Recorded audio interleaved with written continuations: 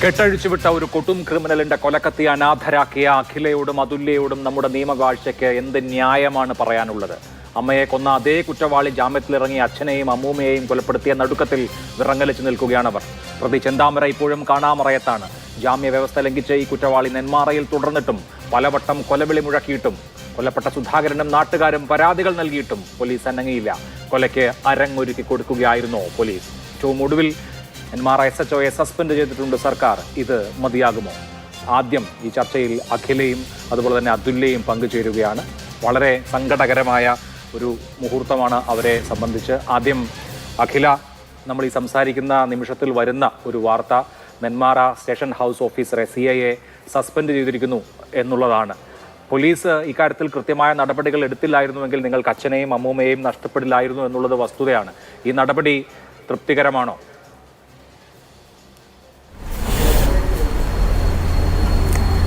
അയാളെയും കൂടി ഒന്ന് കൊന്നു തൃപ്തിയായി. ഫസ്റ്റത്തെ പോലീസിന് വിളിച്ചു പറ്റി. ഇനിയെങ്കിലും നല്ല രീതിയിൽ അയാളെ കണ്ടുപിടിച്ച് തൂക്കിക്കൊന്നാലെങ്കിൽ അവർക്കുള്ള പേരിതാവുമല്ലോ. അപ്പോഴല്ലേ ഞങ്ങൾക്ക് മനസ്സമാധാനത്തിനെങ്കിലും കിട്ടുള്ളൂ. ഇനി എൻ്റെ അച്ഛനും അമ്മയും തിരിച്ചു വരുമോ?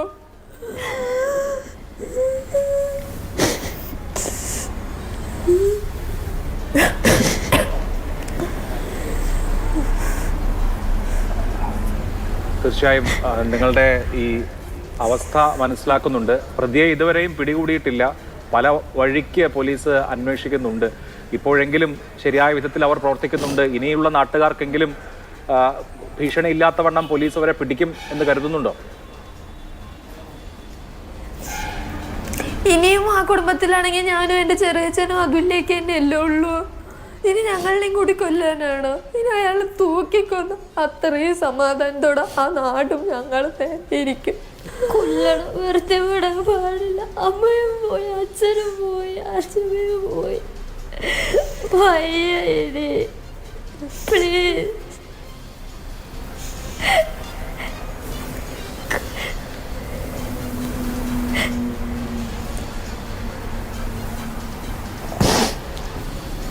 എന്തായാലും നിങ്ങളുടെ ഈ അവസ്ഥ മനസ്സിലാക്കുന്നുണ്ട്, കേരളമാകെ മനസ്സിലാക്കുന്നുണ്ട്. ഒരു വലിയ നഷ്ടമാണ് അച്ഛനെയും അമ്മയെയും അച്ഛമ്മയെയും ഒക്കെ ഇതുപോലെ നഷ്ടപ്പെടുക എന്നുള്ള കാര്യം. നിങ്ങൾ പലവട്ടം പോലീസിനെ അറിയിച്ചിരുന്നോ ഈ കാര്യം, ഭീഷണി ഉണ്ട് എന്നുള്ള കാര്യം? ഞാനും അച്ഛനും കൂടിയിട്ടാണ് പോയത്. അതിനു മുൻപേ നാട്ടുകാർ 2-3 പ്രാവശ്യം പോയിട്ട് കംപ്ലൈൻറ്റ് കൊടുത്തിട്ട് അപ്പോൾ അയാളെ പിടിച്ച് അയാളുടെ നാട്ടുകാരൻ്റെ അടുത്ത് എന്താ പ്രശ്നം എന്ന് അറിയില്ലെങ്കിലും കൂടി ഒന്ന് ചോദിച്ച് മനസ്സിലാക്കി അതിൻ്റെ സീരിയസ്നെസ് എടുത്ത് അവിടെ അയാളെ കൊണ്ടുപോയി ജയിലിലിട്ട്. ഇപ്പം ഇങ്ങനെ വരുമോ? അച്ഛനും അച്ഛമ്മയും തിരിച്ച് കിട്ടില്ലേ? പോയവരിനെ തിരിച്ച് കിട്ടുമോ?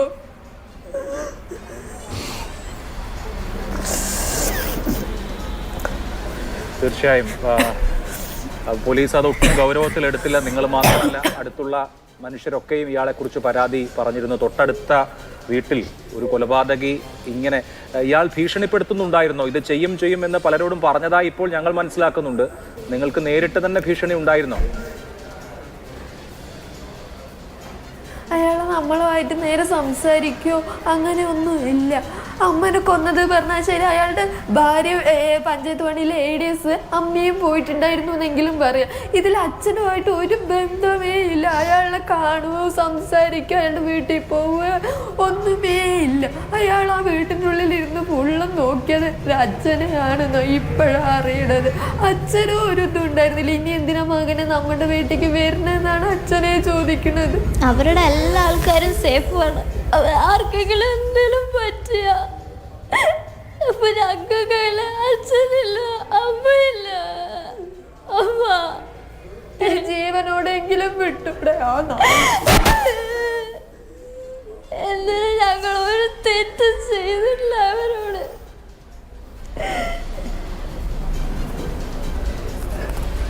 വെട്ടിക്കൊന്നു.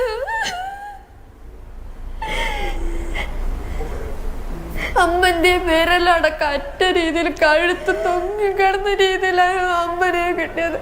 അച്ഛനെയോ അതേ അവസ്ഥയിലെ കയ്യോടെയാക്കും. ഇനി അയാളെ കൊല്ലും പ്ലീസ്. ഇങ്ങനെയുള്ള ആൾ വെറുതെ വിടല്ലേ.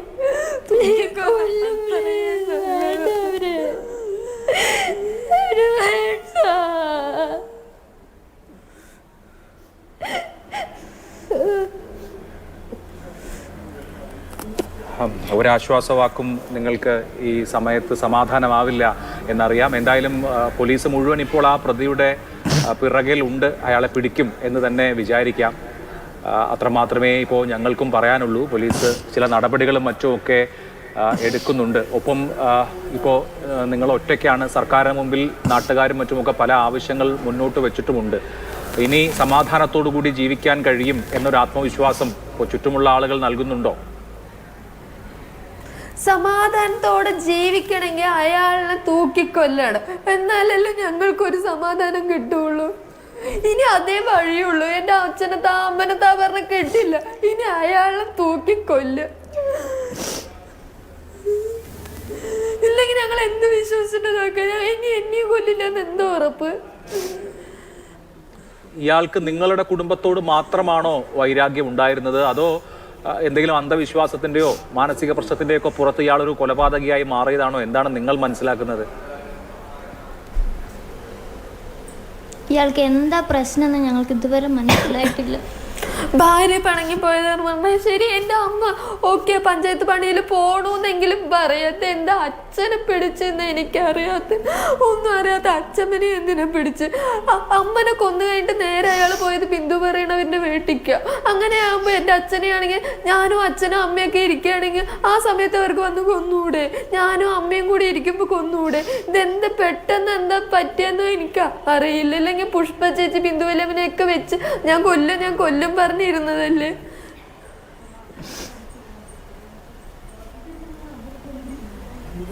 നല്ല പുഷ്പയും മറ്റുമൊക്കെ പറയുന്നുണ്ടായിരുന്നു, ഞങ്ങൾക്ക് ഇതുപോലെയുള്ള ഭീഷണിയുണ്ട്, കൊല്ലും എന്ന് പറഞ്ഞിരുന്നു. പക്ഷെ കൊല്ലും എന്ന ഈ ഭീഷണി പോലീസിന്റെ ശ്രദ്ധയിൽപ്പെടുത്തിയിട്ടും പോലീസ് അവിടെ വന്ന് കൃത്യമായി നിങ്ങൾക്ക് സുരക്ഷ ഒരുക്കിയില്ല, ഒന്ന് വിളിപ്പിച്ച് പറഞ്ഞു വിട്ടു എന്നാണ് ഞാൻ മനസ്സിലാക്കുന്നത്. ഇതിന്റെ സീരിയസ്നെസ് പോലീസിന് മനസ്സിലായില്ലായിരുന്നു.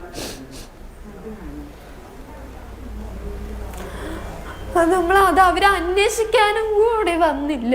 അവരെന്തിനാ അവിടെ ഇരിക്കണെന്നേ അറിയില്ല. ഓരോ ജീവനല്ലേ പോയിക്കൊണ്ടിരിക്കണേ.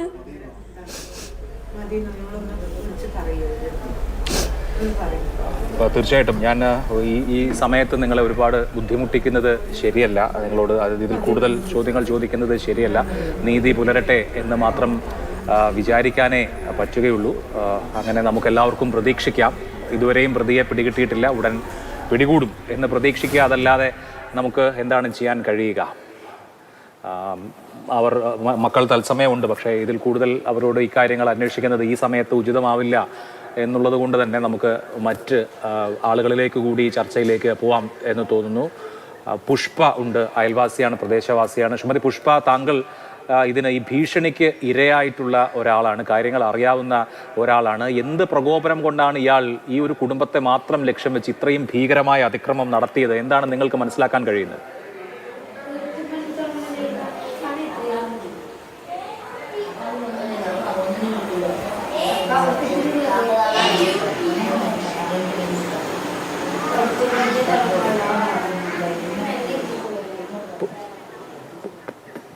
പുഷ്പ പറഞ്ഞോളൂ.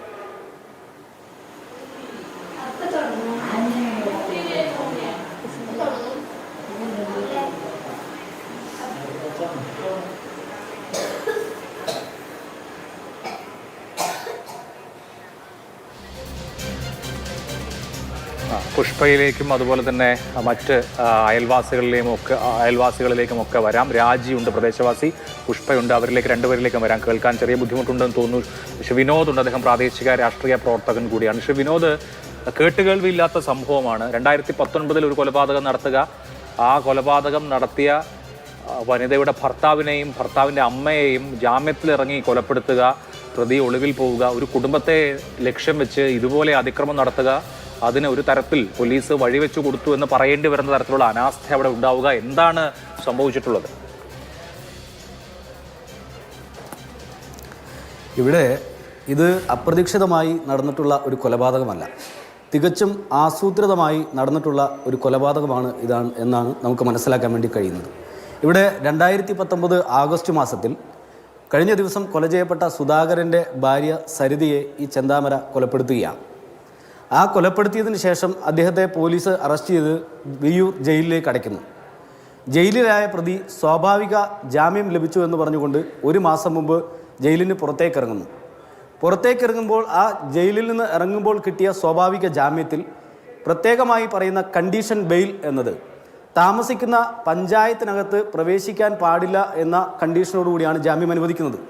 ഇവിടെ ആ ജാമ്യ വ്യവസ്ഥയെ ലംഘിച്ചുകൊണ്ടാണ് ഈ പ്രതി കഴിഞ്ഞ ഒരു മാസക്കാലത്തിലധികമായി ഈ പോത്തുണ്ടിയിലുള്ള ബോയൻ കോളനിയിൽ താമസിച്ചു വരുന്നത്. ഇവിടെ സുധാകരൻ്റെ വീടിന് തൊട്ട് എതിർവശത്താണ് ഈ കൊല ചെയ്യപ്പെട്ട ചെന്താമരയുടെ വീട്. ചെന്താമര ആ പരിസരത്തിരുന്നു കൊണ്ട് പല തവണയായി ആ പരിസരത്തുള്ള ആളുകളൊക്കെ കേൾക്കുകയും കാണുകയും വടിവാൾ ഉപയോഗിച്ചുകൊണ്ട് 3 പേരെ വകവരുത്തുമെന്നും കൊലപ്പെടുത്തുമെന്നും വീണ്ടും ജയിലിലേക്ക് പോകുമെന്നും ഭീഷണിയുടെ സ്വരം മുഴക്കിക്കൊണ്ടാണ് കഴിഞ്ഞ ഒരു മാസക്കാലയളവായി ആ പ്രദേശത്ത് മുന്നോട്ട് പോയിക്കൊണ്ടിരിക്കുന്നത്. ഇവിടെ പോലീസ് ഇത്തരം ഭീഷണി മുഴക്കി മുന്നോട്ട് പോകുമ്പോൾ ഈ കണ്ടീഷൻ ബെയിൽ ലംഘിച്ചുകൊണ്ട് ഈ കൊലക്കേസ് പ്രതി ഈ പരിസരത്ത് തന്നെ കറങ്ങി നടക്കുമ്പോൾ നെന്മാറയിലെ പോലീസ് എന്ത് ചെയ്യുകയായിരുന്നു എന്നതൊരു ചോദ്യചിഹ്നമാണ്. ഇവിടെ കഴിഞ്ഞ ഡിസംബർ മാസം 29-ാം തീയതി ഇന്ന് മരണപ്പെട്ട സുധാകരൻ്റെ കൊല ചെയ്യപ്പെട്ട സുധാകരൻ്റെ മകൾ അഖിലയും സുധാകരനും പരിസരത്തെ 2 ആളുകളും ചേർന്നുകൊണ്ട് നെന്മാറ പോലീസ് സ്റ്റേഷനിൽ ഒരു പരാതി നൽകുകയുണ്ടായി. ചെന്താമരയുടെ ശല്യം മൂലം ഞങ്ങൾക്ക് അവിടെ ജീവിക്കാൻ കഴിയുന്നില്ല, ഞങ്ങളുടെ ജീവനും സ്വത്തിനും ഭീഷണിയാണ് പരാതി നൽകിയത്. ആശ്ചര്യജനകം എന്ന് പറഞ്ഞത് സാധാരണ നിലയിൽ ഈ നെന്മാറ പഞ്ചായത്തിൽ പോലും പ്രവേശിക്കരുത് എന്നുള്ളതാണ് ബെയിൽ കണ്ടീഷൻ. അത് ലംഘിച്ച് പഞ്ചായത്തിൽ പ്രവേശിച്ചു എന്ന് മാത്രമല്ല, ഈ കൊല്ലപ്പെട്ട സ്ത്രീയുടെ വീടിന്റെ തൊട്ട് ചേർന്നുള്ള വീട്ടിൽ താമസിക്കുകയാണ്. എന്നിട്ട് മറ്റുള്ളവർക്ക് ബുദ്ധിമുട്ടുണ്ടാക്കുകയാണ് എന്ന് മാത്രമല്ല, അവിടെ താമസിക്കുന്നുണ്ടെന്ന് പോലീസ് അറിഞ്ഞത് മാത്രമല്ല, ഭീഷണി മുഴക്കുന്നതായും പോലീസിൽ പരാതി ഇട്ടിട്ട് പോലീസ് ഒന്നും ചെയ്തില്ല എന്ന് പറഞ്ഞാൽ പിന്നെ പോലീസ് എന്തിനാണ് എന്നുള്ള ചോദ്യമാണ് അവിടെ ബാക്കി നിൽക്കുന്നത്. അതാണ് പറഞ്ഞു വരുന്നത്. കഴിഞ്ഞ ഡിസംബർ മാസം 29-ാം തീയതി മരണപ്പെട്ടയാളുടെ മകളും മരണപ്പെട്ടയാളും 2 പ്രദേശവാസികളും ചേർന്ന് നെന്മാറ പോലീസ് സ്റ്റേഷനിൽ പരാതി നൽകി. ആ പരാതി അന്വേഷിക്കേണ്ട പോലീസ് കേവലം 2 പോലീസുകാരെ ഇവരുടെ വീട്ടിലേക്ക് പറഞ്ഞുവിട്ട് ഇദ്ദേഹത്തെ സ്റ്റേഷനിലേക്ക് വിളിച്ചു വരുത്തി. സ്റ്റേഷനിലേക്ക് വിളിച്ചു വരുത്തി ഇദ്ദേഹത്തെ സ്റ്റേഷനകത്ത് പോലും കയറ്റാതെ സ്റ്റേഷന് പുറത്ത് നിർത്തിക്കൊണ്ട് ഉത്തരവാദിത്തപ്പെട്ട പോലീസ് ഉദ്യോഗസ്ഥൻ സ്റ്റേഷന് പുറത്ത് വന്ന് ഇദ്ദേഹത്തോട് സംസാരിച്ച് ഇദ്ദേഹത്തെ അവിടെ നിന്ന് പറഞ്ഞു വിടുകയാണ് ഉണ്ടായത്. ഞങ്ങൾ മനസ്സിലാക്കുന്നത് അവിടുത്തെ പ്രാദേശിക രാഷ്ട്രീയ നേതൃത്വത്തിൻ്റെ ഇടപെടലിനെ തുടർന്നാണ് ഇദ്ദേഹത്തെ സ്റ്റേഷനിൽ നിന്ന് അതേസമയം പറഞ്ഞു വിട്ടത് എന്നാണ് പരിസരവാസികളായ ആളുകൾ ഉൾപ്പെടെ പറയുന്നത്. ഇത്തരമൊരു സന്ദർഭത്തിൽ അമിതമായ രാഷ്ട്രീയത്തെക്കുറിച്ച് പറയാൻ ഞങ്ങൾ ആഗ്രഹിക്കുന്നില്ല. എങ്കിൽ പോലും ഈ വിഷയത്തിൽ പ്രാദേശിക രാഷ്ട്രീയ നേതൃത്വത്തിൻ്റെ ഇടപെടൽ ഉണ്ടായിട്ടുണ്ട് എന്ന് ഞങ്ങൾ മനസ്സിലാക്കുന്നു. ഇതിന് ശേഷവും ആ പ്രതി അവിടെ വന്ന് തുടർന്ന് തൊട്ടടുത്ത ദിവസങ്ങളിലും അവിടെ ഭീഷണി മുഴക്കിക്കൊണ്ടാണ് മുന്നോട്ട് പോകുന്നത്. അപ്പോഴും പോലീസ് നോക്കുകുത്തിയായിരിക്കുകയാണ്.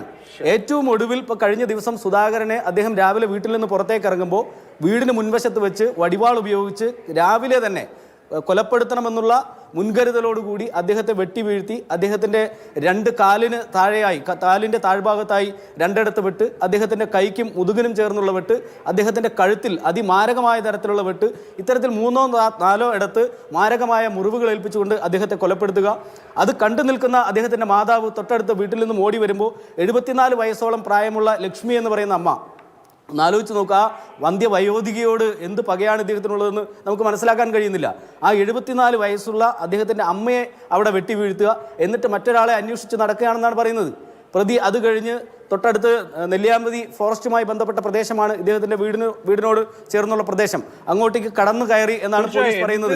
പോലീസ് ഇപ്പോൾ കഴിഞ്ഞ ദിവസത്തെ ഗൗരവപൂർണമായ ഒരു ചോദ്യമാണ്. ജനങ്ങളുടെ ജീവനും സ്വത്തിനും സുരക്ഷ ഉറപ്പാക്കൽ എന്നുള്ളതൊരു സർക്കാരിന്റെ കടമയാണ്. ശ്രീ ജയരാജ്, നോക്കൂ എന്താണ് ഇവിടെ സംഭവിച്ചുകൊണ്ടിരിക്കുന്നത്. ഇവിടെ ഒരു നിയമവാഴ്ച ഉണ്ടല്ലോ, അരാജകത്വമല്ലല്ലോ, നിയമവാഴ്ചയുള്ള സ്റ്റേറ്റ് അല്ലേ കേരളം. ആ നിയമവാഴ്ചയുള്ള ഒരു സ്റ്റേറ്റിലാണ് പോലീസ് ഇങ്ങനെ ഒരു കൊലപാതകത്തെ ഫെസിലിറ്റേറ്റ് ചെയ്ത് കൊടുക്കുന്നത്. ഞാൻ അങ്ങനെ പറയും. കാരണം ജാമ്യ വ്യവസ്ഥ അനുസരിച്ച് കൃത്യമായും ആ നെന്മാറ പഞ്ചായത്തിൽ കയറാൻ പാടില്ലാത്ത ഒരാൾ കയറി എന്ന് മാത്രമല്ല, ഈ കുറ്റകൃത്യം നടത്താൻ വേണ്ടി ഒരു വീട്ടിൽ തമ്പടിക്കുകയാണ്. ഈ കുറ്റകൃത്യം നടത്തിയ വീടിന്റെ തൊട്ടടുത്ത് ഇയാൾ അപകടകാരിയാണ്, ബെയിൽ കണ്ടീഷൻ ലംഘിച്ച് ഇവിടെ താമസിക്കുന്നു എന്ന് പരാതി കൊടുക്കുന്നു, ആവർത്തിച്ച് പരാതി കൊടുക്കുന്നു, നാട്ടുകാർ പരാതി കൊടുക്കുന്നു, പോലീസ് കയ്യും കെട്ടി ഉപദേശകന്റെ റോളിൽ ഇരിക്കുകയാണ്. എന്തിനാണ് ഇങ്ങനെ ഒരു പോലീസ് കേരളത്തിൽ ശ്രീ ജയരാജ്?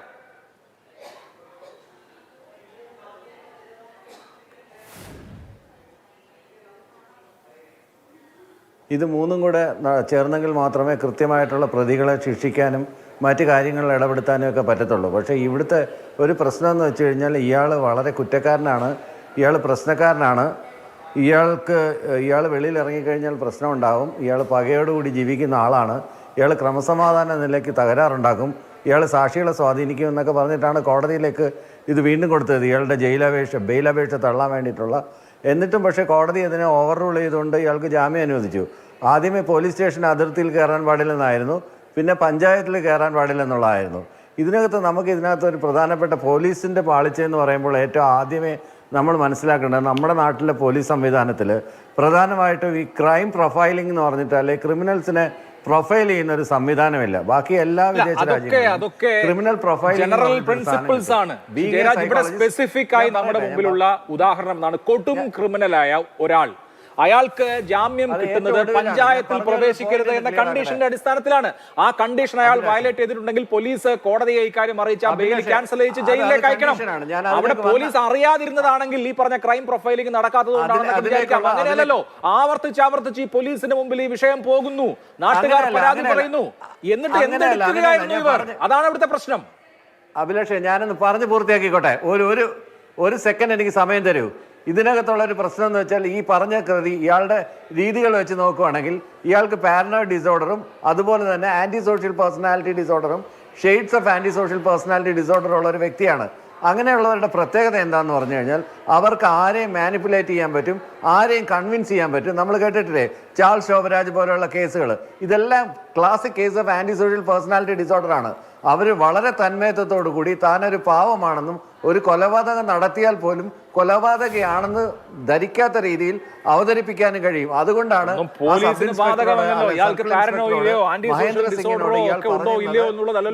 പോലീസിന് മുമ്പിൽ ബെയിൽ കണ്ടീഷൻ ലംഘിച്ച ഒരാൾ അവിടെ നിന്ന് അതിനെ അംഗീകരിക്കാതെ, അതിനെ ഒരു തരത്തിലും തടയാതെ എന്താണ് പോലീസ് അവിടെ ചെയ്തെന്നുള്ള ഞാൻ അങ്ങയിലേക്ക് വരാം. ഇപ്പോ നമുക്ക് ഈ അംഗീകരിക്കുന്നുണ്ട്.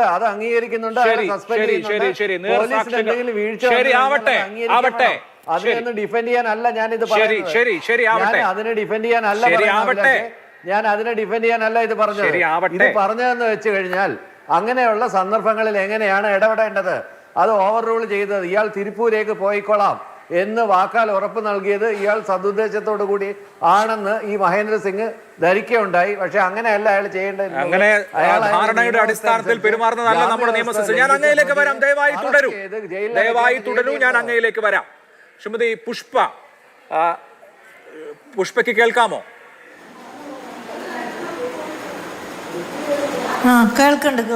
ഓക്കെ.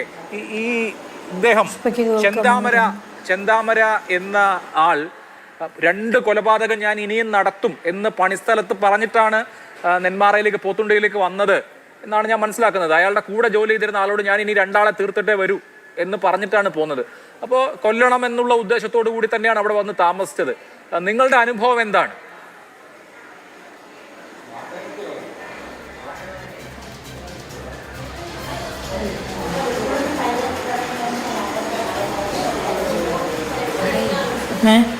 പറഞ്ഞോളൂ. ഭീഷണി ഉണ്ടായി. ഞാൻ അത് കഴിഞ്ഞിട്ടാണ് പോലീസ് സ്റ്റേഷനിലേക്ക് വന്നത്. അയാളെ ജനലിൽ കൂടെ ഇങ്ങനെ കയ്യും കാലൊക്കെ കാണിക്കുകയൊക്കെ ചെയ്തു. കാണിക്കുക, പിന്നെ എന്നെ കണ്ടു കഴിഞ്ഞാൽ എൻ്റെ മോളെ കണ്ട് എൻ്റെ മോള് പോയി ചിരിച്ചു എന്ന് അയാളെ സംസാരിച്ചു എന്നൊക്കെ പറഞ്ഞു. അങ്ങനെ എന്താ പറയുക, എന്നെ കയ്യും കാലും ഒക്കെ കാണിച്ചു കൊണ്ടിരുന്നു. അപ്പോഴാണ് ഞാൻ 2 പ്രാവശ്യം 3 പ്രാവശ്യം പോലീസ് സ്റ്റേഷനിൽ പോയത്. 3 പ്രാവശ്യം പോലീസ് സ്റ്റേഷനിൽ പോയിട്ട് ഒരു പ്രതികരണം ഇല്ലാതെ ആയപ്പോഴാണ് അഖിലിൻ്റെ അച്ഛനെയും വിളിച്ചിട്ട് അവരുടെ അടുത്തൊന്ന് നിങ്ങൾ ബാധിക്കപ്പെട്ടവരല്ലേ, അപ്പം നിങ്ങളും കൂടി ഒരു കംപ്ലൈൻറ്റ് കൊടുക്കുകയും പറഞ്ഞപ്പോഴാണ് അവർ വന്ന് കംപ്ലൈൻറ്റ് കൊടുത്തത്. അതായത് 3 തവണ പുഷ്പ പോലീസ് സ്റ്റേഷനിൽ പോയി. 3 തവണ പോലീസ് സ്റ്റേഷനിൽ പോയപ്പോ പോലീസ് എന്താ പറഞ്ഞത്? 4 തവണ പോയി. 4 തവണ ഞാൻ പോലീസ് സ്റ്റേഷനിൽ പോയി. 4 തവണയും അവര് പോകുമ്പോ 1 തവണ പോയപ്പോ അവര് പറഞ്ഞു അയാള് വെറുതെ വന്നിരിക്കുകയാണ്, നിങ്ങളെ കയ്യും കാലും ഒന്നും കാണിക്കണില്ലല്ലോ, അയാളുടെ വീട്ടിലല്ലേ ഇരിക്കുന്നു പറഞ്ഞു. അത് കഴിഞ്ഞപ്പോ 2ാമത് പോയപ്പോ പറഞ്ഞു അയാൾക്ക് ജാമ്യം കൊടുത്ത് കോർട്ട് ജാമ്യം, നിങ്ങൾ കോർട്ടിക്ക് പോയിക്കോളിയും പറഞ്ഞു. 3ാമതാണ് പിന്നെ ഞാൻ കടലാസൊക്കെ എഴുതി ഒപ്പിട്ട് വാർഡ് മെമ്പറിനെ കണ്ട് പഞ്ചായത്തിൽ ഒരു കടലാസ് മറ്റേ സെക്രട്ടറിക്ക് കൊടുത്തു, ഒരു കടലാസ് കൊണ്ടുപോയി പോലീസ് സ്റ്റേഷനിലും കൊടുത്തു. അപ്പൊ അയാളുടെ സഹോദരനാണ് ജാമ്യത്തിൽ എടുത്തിരിക്കുന്നത്. ഇയാളിനെ ആരെങ്കിലും അവര് വീട്ടിൽ കൊണ്ട് സംരക്ഷിക്കാൻ പറയും, ഞങ്ങളുടെ അവിടെ ഇരുത്താൻ പാടില്ല പറഞ്ഞിട്ടാണ് ഞാൻ പെറ്റീഷൻ കൊടുത്തത്, കടലാസ് കൊടുത്തത്. അപ്പൊ അവര് പറഞ്ഞു ഇയാൾ മാനസികമാണെങ്കിൽ അവിടെ കൊണ്ടാക്കിക്കൂടെ, എന്തിനാ അവിടെ വെച്ചിരിക്കണമെന്ന് ചോദിച്ചു. പിന്നെ അവര് ഒരു നടപടിക്കും എടുക്കാതായപ്പോഴാണ് അഖിലിന്റെ അച്ഛനും വന്ന് നടപടിക്ക് കൊടുത്തത് കടലാസ്. അവര് പോയി അഖില പോയി പോലീസ് സ്റ്റേഷനിൽ പറഞ്ഞത്. അല്ല അഖിലയുടെ അച്ഛനും പോയി പറയുമ്പോ പോലീസ് സ്റ്റേഷനിൽ പറഞ്ഞപ്പോ അന്ന് വൈകുന്നേരം തന്നെ ഒരു പോലീസ് ഒരു 4-5 മണിയാകുമ്പോ വന്നിട്ട് നിന്നെ CO സാർ കാണണം പറഞ്ഞു, നീ പറഞ്ഞു. ഞാൻ ഡ്രസ്സൊക്കെ എടുക്കണോ ചോദിച്ചു. ഡ്രസ്സൊന്നും വേണ്ട, നിന്നെ CO സാർ കാണണം, നിന്നെ പോകാൻ പറഞ്ഞു. അങ്ങനെ പോയി അയാൾ 7:30 ഇവിടേക്ക് തന്നെ എത്തി. പിന്നെ ഒരു രാവിലെ എണീറ്റ് അവിടേക്ക് കറങ്ങിയിട്ട് 3 മണിയാകുമ്പോൾ വീട്ടിലേക്ക് എത്തി. പിന്നെ കുട കൊടുത്ത് വെള്ളം കോരലായി. പിന്നെ എന്നെ കണ്ട ഒരേ കൈയും കാലും കാണിക്കല്. ഞാൻ 5 മണിക്ക് എണീക്കും ചോറ് വെക്കാൻ. അപ്പം അയാൾ എണീറ്റ് പോയി ഒരു കുളി കഴിഞ്ഞിട്ട് വന്നാൽ പിന്നെ ഗ്ലാസ്സിൽ കൂടെയാണ് കൈയും കാലും കാണിക്കണത്.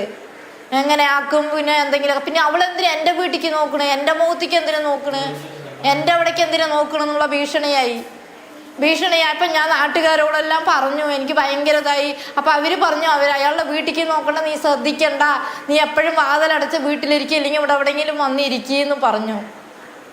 ഞാൻ 9:30 പുറപ്പെട്ട് ഞാൻ ഇങ്ങോട്ട് വന്ന് 9:45 വണ്ടിക്ക് ഞാൻ ബസ് കയറി. അവര് രണ്ടുപേരെയും കൊലയും പെടുത്തി.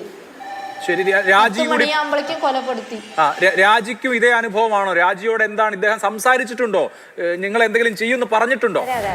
അതെ. ഓ, ഞങ്ങളും ഉണ്ടായിരുന്നു. ഞങ്ങളും രാജി ചേച്ചി ഉണ്ട്, പരാതി കൊടുക്കാൻ ഞങ്ങളും പോയിരുന്നു. പരാതി കൊടുക്കാൻ പോയപ്പോ അവര് ഒരു അന്വേഷണവും ഇവിടെ ഉണ്ടായിരുന്നില്ല. അവര് അയാൾ പറഞ്ഞത് ചെന്താമര പറഞ്ഞത് രാജി ചേച്ചിയാണ് പോയി കടലാസ് കൊടുത്തത്. ചെന്താമര പറഞ്ഞത് ഇനിയും ഞങ്ങൾ 2 കൊലയും കൂടി ചെയ്യും. സ്റ്റേഷന്റെ ഉള്ളിൽ വെച്ചിട്ടേ പോലീസുകാരുടെ പറഞ്ഞിട്ടുണ്ട്, ഇനി 2 ചെയ്യും എന്ന് പോലീസുകാരോട് പറഞ്ഞു, ചെയ്തിട്ടേ വരുള്ളൂ എന്ന് പറഞ്ഞിട്ട് വന്നു. ഇവിടെ ഭയങ്കര കത്തി പോലീസുകാരുടെ അടുത്ത് തന്നെ ചെന്താമര പറഞ്ഞിട്ടുണ്ട് നേരത്തെ. സജിയെ കൊല്ലുമ്പോൾ അടച്ചിട്ട് പോകുമ്പോൾ സജിയെ പിടിച്ചിട്ട് പോകുമ്പോൾ അവര് പറഞ്ഞിട്ടുണ്ട്. അല്ല, നിങ്ങൾ കേട്ടോ? നിങ്ങളോട് പറഞ്ഞു ആരെങ്കിലും കൊല്ലുമെന്ന് പറഞ്ഞു? ഒരേ ശിക്ഷയല്ലേ? അപ്പൊ അല്ലല്ല, ഒരേ ഭീഷണി ഉണ്ടായിരുന്നു.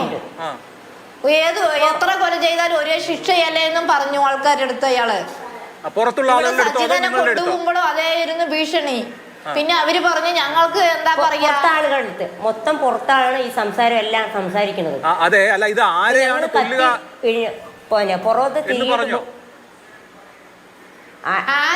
കൊല്ലുക പറഞ്ഞു. ഈ പ്രാവശ്യം ഇറങ്ങിയപ്പോ എന്റെ പേരാണ് ആദ്യം പറഞ്ഞിരിക്കുന്നത്, പുഷ്പ. അവളെ ഞാൻ കൊല്ലും. അവര് ഏട്ടന്റെ അടുത്ത് ഞാൻ പോയി പറഞ്ഞു ഇങ്ങനെ ഭീഷണി കൊടുത്തിട്ടുണ്ടെന്ന്. ഈ പോലീസുകാര് ഇവര് അയാളുടെ അടുത്ത് പറഞ്ഞിട്ടുണ്ട്. അപ്പൊ അവളെ മിണ്ടാതിരിക്കാൻ പറയും, പോലീസ് സ്റ്റേഷനിൽ പോണ്ട, പിറുപിറു പറയാൻ പാടില്ല, അവളുടെ വീട്ടില് ഒന്നും എന്നെ ശ്രദ്ധിക്കാൻ പാടില്ല എന്നൊക്കെ അയാൾ പറഞ്ഞു. സജിന്റെ പകരം ഇവിടെ കൊല്ലായിരുന്നു എന്ന് പറഞ്ഞു. അല്ല, ഇവർക്കൊക്കെ പകരം ഇവിടെ കൊന്നതാണെങ്കിൽ എനിക്ക് ഒരു ശല്യം ഉണ്ടാവില്ല പറഞ്ഞു. ഇദ്ദേഹത്തിന്റെ പ്രശ്നം ഭാര്യ പിണങ്ങി പോയി എന്നുള്ളതാണല്ലോ. എന്നെയാണ് ആദ്യത്തെ മെയിൻ ആയിരുന്നു. അങ്ങനെയാ സഹിച്ചേച്ച് പൊട്ടു. പിന്നെ ഇതപ്പോ ഇവര് വീട്ടുകാരും പെട്ടു. ആദ്യത്തെ മെയിൻ ഞാനാണ് അയാൾക്ക്. എന്റെ കുട്ടിനെ എന്നെയായിരുന്നു ആദ്യം. സജിനെ കൊല്ലാത്ത പിന്നെ ഭീഷണിയായിരുന്നു.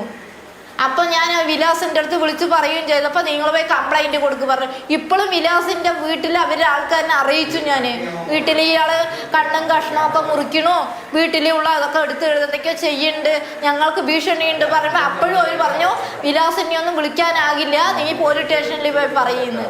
4 പ്രാവശ്യം പോലീസ് സ്റ്റേഷനിൽ പോയി 4 പ്രാവശ്യം ഇതേ പരാതികൾ പറഞ്ഞു.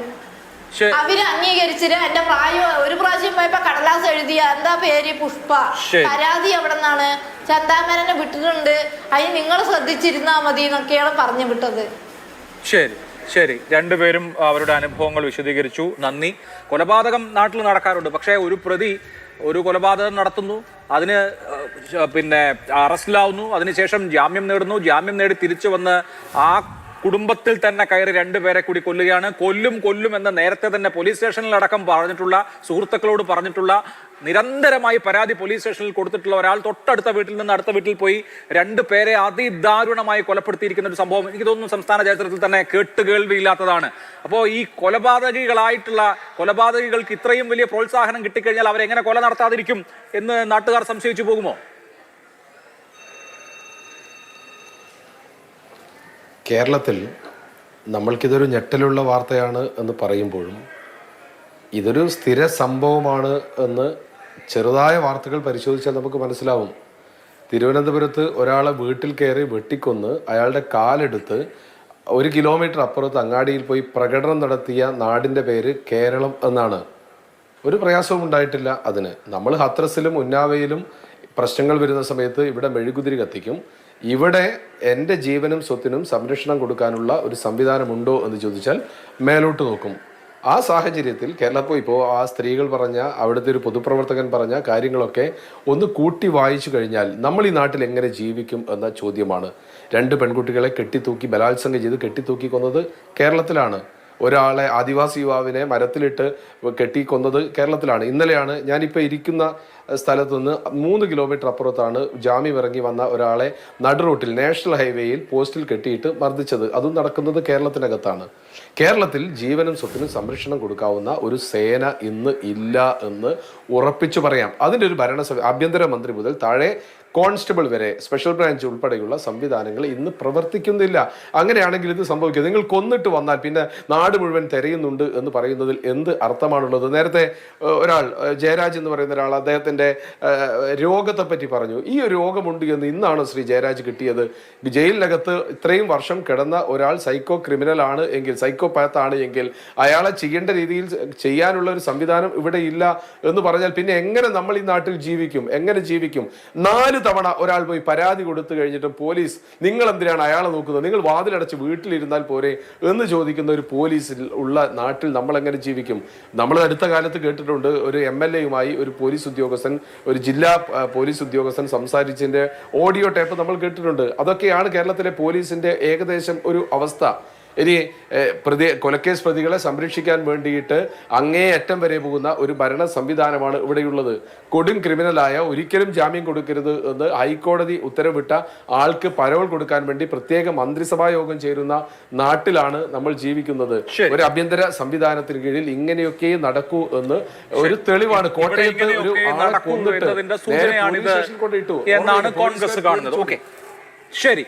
ശ്രീ MK ഹരിദാസ്, ഏതാനും ദിവസങ്ങൾക്ക് മുമ്പാണ് വടക്കൻ പറവൂരിൽ ചേന്നമംഗലത്ത് സാധാരണ ഒരു വൈകുന്നേരം ഒരു വീട്ടിൽ സമാധാനപരമായി ജീവിച്ചിരുന്ന 3 മനുഷ്യരെ ഒരാൾ കയറി അരും കൊല ചെയ്യുന്നത്. ആ കുടുംബത്തിലെ 4ാമത്തെ അംഗം അതീവ ഗുരുതരമായ അവസ്ഥയിൽ ഇപ്പോഴും ചികിത്സയിലാണ്. ഒരു ക്രിമിനൽ ബാക്ക്ഗ്രൗണ്ടും ഇല്ലാത്ത വളരെ സാധാരണ ജീവിതം നയിക്കുന്ന, നമ്മളെപ്പോലെ എല്ലാം ജീവിക്കുന്ന മനുഷ്യർ സ്വന്തം വീടിനകത്ത് കൊല്ലപ്പെടുകയാണ്. ഒരാഴ്ച കഴിഞ്ഞതേ ഉള്ളൂ. വളരെ സാധാരണമായ പശ്ചാത്തലമുള്ള ഒരു കുടുംബം. ആ കുടുംബത്തിലെ ഒരംഗം ഇതേ ക്രിമിനലാൽ 2019 കൊല്ലപ്പെട്ടു. ഇപ്പോ 2 പേർ കൂടി ഒരു കുറ്റവും ചെയ്യാതെ കൊന്നു വീഴ്ത്തപ്പെടുകയാണ്. ഇവിടുത്തെ പ്രശ്നം താങ്കളുടെ മനസ്സിലാക്കലിൽ എന്താണ്? ഇവിടെ ലോ ആൻഡ് ഓർഡർ സിസ്റ്റം തന്നെ പരാജയത്തിലേക്ക്, ഒരു കൊളാപ്സിലേക്ക് പോവുകയാണ്. ഒരു അരാജകത്വം എന്ന് നമുക്ക് ആകെ പറയാമോ എന്ന് അറിയില്ല എങ്കിൽ പോലും ഇതിന്റെയൊക്കെ സൂചന എന്താണ്? അരാജകത്വം എന്ന് പറഞ്ഞാൽ പോലെ അതീവ അരാജകത്വം എന്ന് പറയണം അഭിലാഷ്. അതിനു മുമ്പ് ആ പെൺകുട്ടികളെ ഈ ചർച്ചയിൽ നിന്ന് ഒഴിവാക്കിയ അഭിലാഷിനെ ഞാൻ കൈകൂപ്പി തൊഴുകയാണ്. കാരണം അവരെ ഇതിൽ സംസാരിക്കാൻ പറ്റിയിട്ടുള്ള ഒരു സമയമല്ല അവർക്ക്. അപ്പോൾ എല്ലാ നാട്ടുകാർക്കും വേണ്ടി ഞാൻ പറയണം, അവരെ ഒഴിവാക്കിയത് നല്ലതാണ്. ഈ നപുംസക സേനയെയാണ് നമ്മൾ പറയുന്നത് മൃദുഭാവേ ദൃഢകൃത്യമുള്ളവരാണ് കേരള പോലീസ് എന്ന് പറയേണ്ട ഗതികേടിലേക്ക് കേരള ജനത എത്തിച്ചേർന്നിരിക്കുന്നത് എന്ന് വേണം അഭിലാഷ് മനസ്സിലാക്കാൻ വേണ്ടിയിട്ട്. പോലീസ് ജാഗരൂകരായിട്ട് അവരുടെ ഇച്ഛാശക്തി കൃത്യമായി നിർവഹിക്കാൻ തയ്യാറായിരുന്നുവെങ്കിൽ ഇവിടെ പറവൂരിലെ 3 പേരും ഇന്നലെ മരിച്ച ഈ പോത്തുണ്ടിയിലെ 2 പേരും രക്ഷപ്പെടുമായിരുന്നു എന്നൊരു സംഭവം ഓർക്കുമ്പോൾ പോലീസ് സേനയ്ക്ക് നാണക്കേടുണ്ടാക്കുന്ന ഈ പോലീസ് എന്തിനാണ് എന്ന് കേരളത്തിലെ ജനങ്ങൾ ചോദിക്കുന്നതിൽ എന്താണ് തെറ്റ്? നമ്മൾ ശ്രീ ജയരാജിനെ ചർച്ചയ്ക്ക് കൊണ്ടുവന്നത് കൊണ്ട് നമുക്കിപ്പോൾ ഈ ചെന്താമരയുടെ മാനസിക അസ്വസ്ഥതകളെ കുറിച്ചുള്ള ഒരു ചാർട്ട് അദ്ദേഹം പറഞ്ഞില്ലേ? 2-3 രോഗത്തിന് അദ്ദേഹം അടിമയാണ്. ഇപ്പം ഈ കേസ് കോടതിയിൽ എത്തിക്കഴിഞ്ഞു കഴിഞ്ഞാൽ വക്കീലിലേക്ക് കിട്ടുന്ന ഒരു ഉപദേശം എന്തായിരിക്കും?